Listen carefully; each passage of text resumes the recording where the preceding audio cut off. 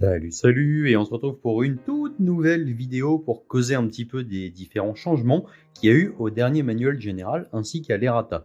Alors, c'est un petit format un petit peu particulier que je voulais mettre en place en me disant qu'en fait, je préférais laisser la parole aux joueurs des factions concernées directement pour nous faire un petit retour sur chacune de leurs armées et ce qu'ils voient qu'il y a comme changement en termes de coût en points, quel impact ça peut avoir sur l'armée, qu'est-ce que ça permet de faire comme nouveau type de liste, qu'est-ce qu'on peut désormais plus faire, ce que ça implique, etc. Donc voilà, ce que je vous propose là, ça va être une série de 4 vidéos a priori pour discuter un petit peu de tous ces changements et laisser la parole aux joueurs eux-mêmes qui ont pu tester, qui ont peut-être de nouvelles idées à vous proposer. Voilà. Donc on va commencer tout de suite par la grande alliance de l'Hadès avec Miladin. J'espère que ça vous plaira, n'hésitez pas à nous faire différents retours et je vous souhaite une excellente vidéo.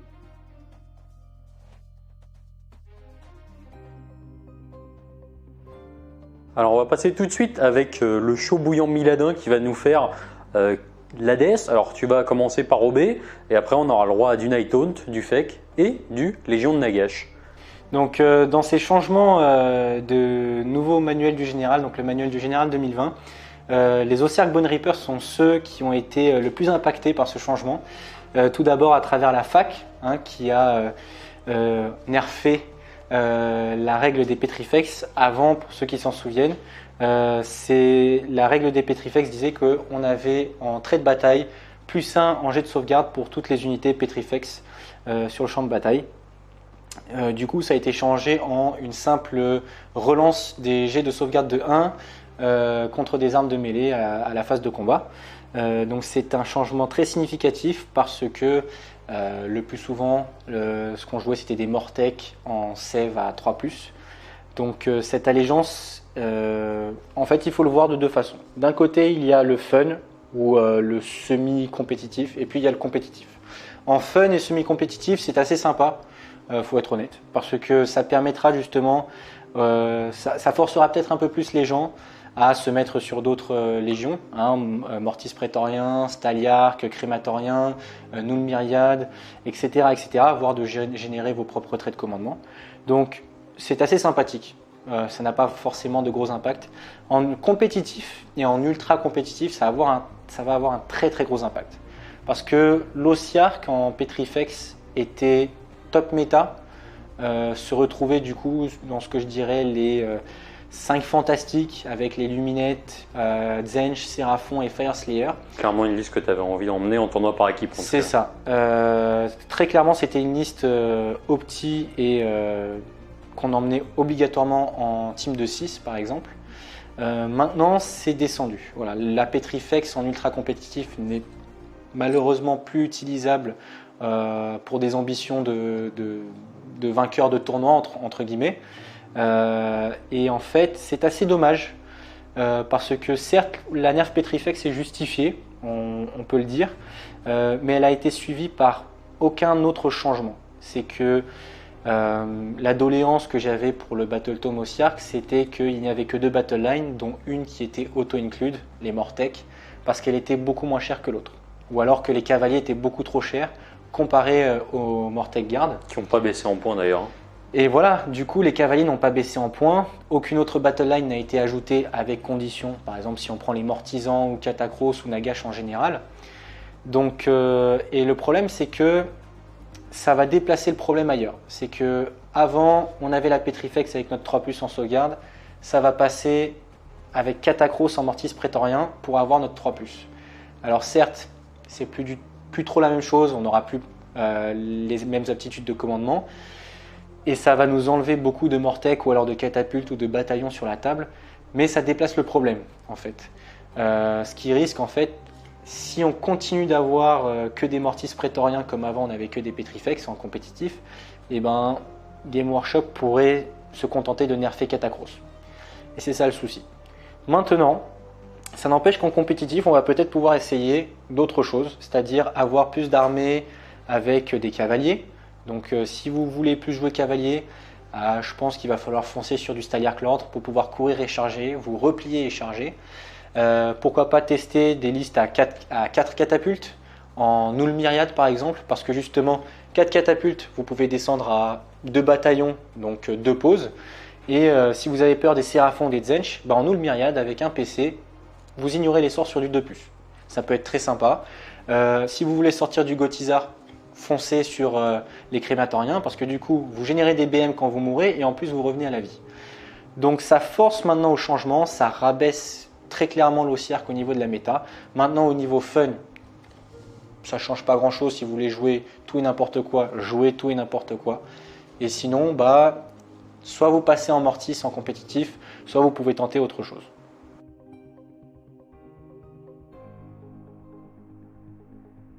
Nous passons donc maintenant aux Flesh Eater Quartz. Donc les Flesh Eaters, malheureusement, en fait, n'ont pas changé depuis 1 an.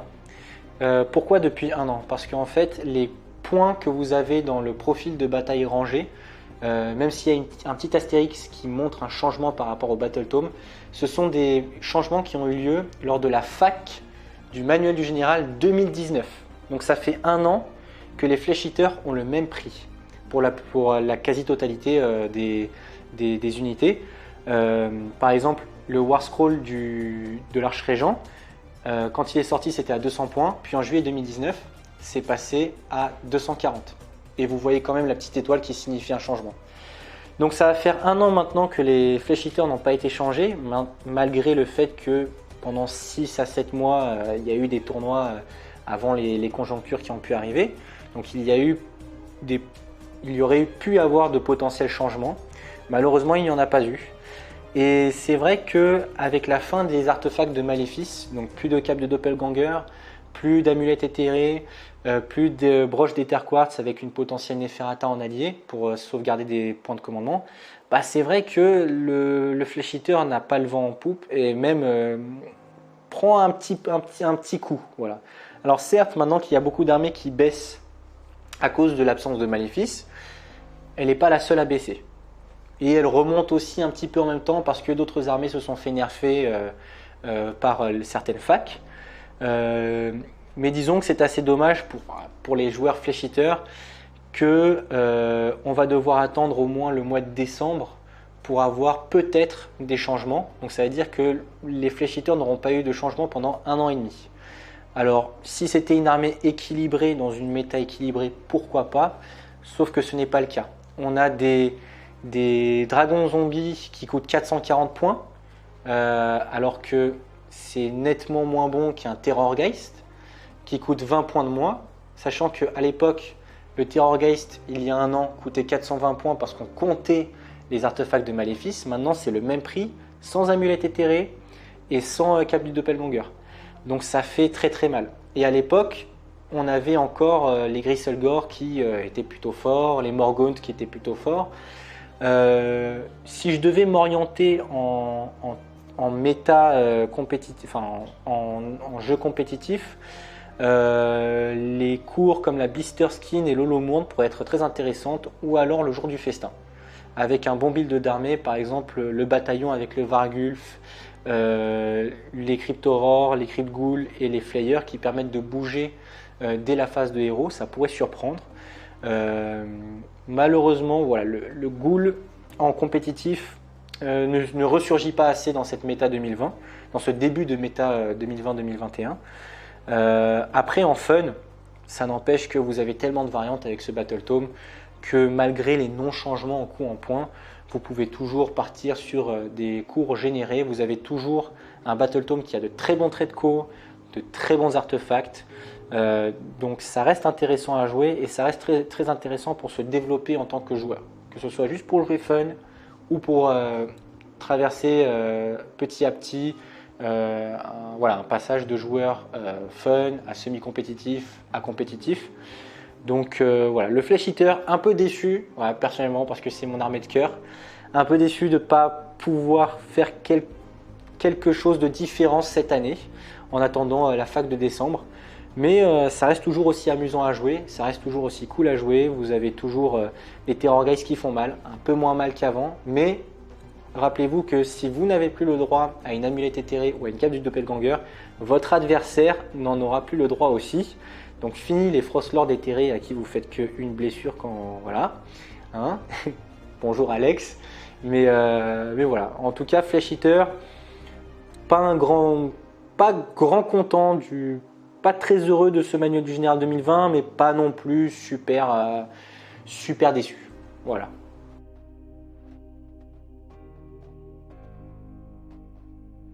Nous enchaînons donc sur Les légions de Nagash. Yes. Alors, les changements significatifs en termes de coût en points, on peut dire que ce sont les Morghast, qui non seulement ont baissé en coût en points, mais qui malheureusement ne sont plus des battle lines quand Nagash, le Big N, se trouve être général dans votre armée. Changement significatif aussi dans deux types de listes, donc un build de Légion de Nagash et un build Soulblight, c'est la baisse des coûts en points des Chevaliers de Sang. Ça reste un tout petit peu trop cher, mais ça reste super intéressant de les voir passer de 200 à 180 points. Pourquoi? Parce que maintenant, les petits bataillons avec Vordrai et les 3 unités de Chevaliers de Sang, donc la Crimson Keep, le Fort Pourpre, les Castellans du Fort Pourpre, qui vous permet justement d'arriver sur un bord du champ de bataille. Et d'être en FEP surtout. Et d'être en frappe en Avoir profondeur. Vordrai en FEP. Voilà, donc quand vous affrontez du Luminette, du Séraphon, du Zench ou de grosses unités à Alpha Strike, ce qu'on appelle de l'Alpha Strike, c'est bonjour et je peux te tirer dessus ou te faire du mal. Le fait d'avoir une bonne partie de votre armée, souvent la partie la plus forte de votre armée, pas sur le champ de bataille, ça fait mal. Ça fait mal pour ce genre d'unité qui T1 essaye d'agresser. Surtout qu'il ne faut pas oublier que normalement les unités qui sont en fosse commune, c'est les unités summonable. C'est ça. Et là, vu que la restriction, on peut avoir nos unités summonable en fosse et le reste quasiment qui arrive en FEP. C'est ça. Et vu qu'on arrive à la fin de la phase de move, on peut sortir de la FEP et puis, ça, c'est ça. juste après invoquer via les fosses. Surtout que le bataillon des Castellans du Fort Pourpre est très intéressant parce qu'il vous force à poser tout votre bataillon en frappe en profondeur lorsque vous le placez, entre guillemets. Mais par contre, vous pouvez les faire venir en phase de mouvement un par un. Vos unités, vous pouvez les faire venir en phase de mouvement une par une. Donc ça veut dire que vous avez triqué un peu votre adversaire Alpha Strike et derrière, boum, vous allez sortir une unité. Puis boum, la deuxième unité. Puis boum, la troisième unité de chevalier avec Vordrai. Et Surtout, là, faut pas oublier que le Vordrai aussi a perdu 20 points. Vordrai a perdu 20 points. Donc du coup, ce bataillon reste très intéressant, sachant que dans une armée Soulblight, par exemple, les Vargeist sont des battle lines. Les Vargeist sont intéressants. Et vous pouvez du coup avoir un petit build avec deux bonnes petites unités de chevaliers de sang, voire une bien costaud. Votre dragon zombie, votre Vampire Lord sur dragon zombie avec Vordrai ou sans Vordrai, ou juste Vordrai, et de l'autre côté, des chauves-souris ou des Vargeist, en attendant un potentiel Battle Tome Soulblight, si tu m'entends. Et donc ça reste assez intéressant du côté des vampires. Donc je pense que les joueurs vampires vont pouvoir s'amuser à tester de nouvelles armées. Malheureusement, Légion de Nagash, ça reste compliqué. Il y a des bons builds de liste en compétitif. Si vous spammez du Chainrasp, C'est ça. Il y a quand même un grand perdant dans l'histoire au final dans tout ça, c'est Nagash, quoi.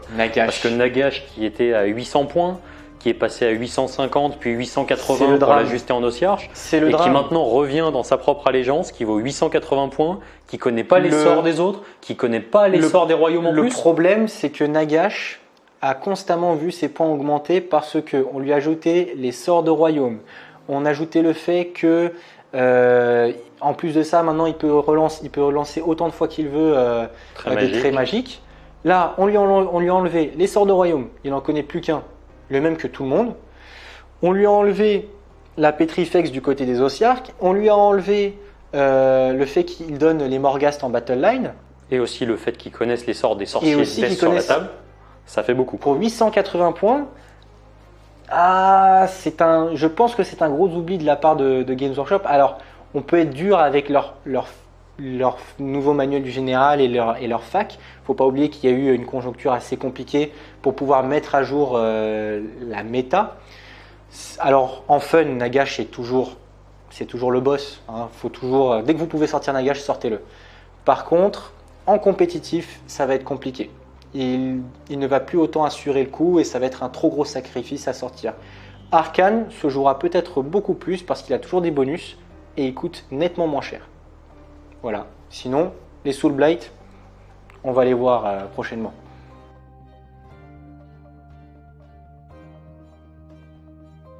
Nous passons donc maintenant à la Lady of Sorrows. Au Night Taunt. Alors les Night Taunt n'ont pas forcément gagné quelque chose de ce manuel du général parce que les coups en points sont les mêmes que la fac de décembre. Par contre, ils n'ont rien perdu. Ce qu'il faut savoir, c'est que quand on prend les artefacts, tous les Battle Tomes qui ont perdu l'amulette éthérée, la cape du doppelganger, nous on s'en fout quand on est Night Taunt. Parce que l'amulette éthérée, on a tous des amulettes éthérées. La cape du doppelganger, ouais, mais on n'avait pas vraiment une unité qui tapait fort on n'avait pas de héros qui tapait fort sur la Il n'y a pas de ton en fait. Voilà, il n'y a pas de tank ou de grosses Death Star. La broche d'Ether Quartz, en vrai, tu lâchais ton Kurdos, c'était un héros qui te faisait sur du 5+, qui te volait un PC chez ton pote.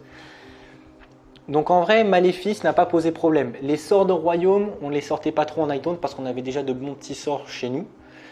Donc il n'y a pas eu de modification en coup en point.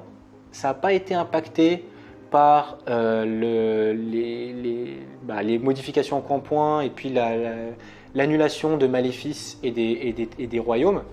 Par contre, avec l'évolution de la méta, avec Zench, Séraphon, Luminette, Fireslayer, mais surtout des armées en Alpha Strike où bonjour, je me pose T1 et je peux te tirer dessus, ben encore une fois, si la moitié de votre armée n'est pas là et que c'est la bonne moitié de votre armée qui n'est pas là, votre adversaire il va se dire qu'est-ce que je vais faire? Parce que je vais très clairement asmater ce qui ne compte pas pour mon adversaire et après je risque de me le prendre dans la tête parce que je me suis livré. Les Night Taunt, ce qui est très très bien avec les Night Taunt, c'est que vous avez des unités comme les Gringast Reaper, les Bladegeist, les X-Wraith. Les X-Wraith pour moi sont les unités à tester en compétitif parce que vous avez un bataillon qui vous rajoute +1 en jet de charge et en plus vous attaquez en phase de charge non pas sur du 10 non modifié mais sur du 9 non modifié. Et en plus de ça, si vous rajoutez les Cogs, avec un Reikenor qui lance avec +3 en se sacrifiant un PV.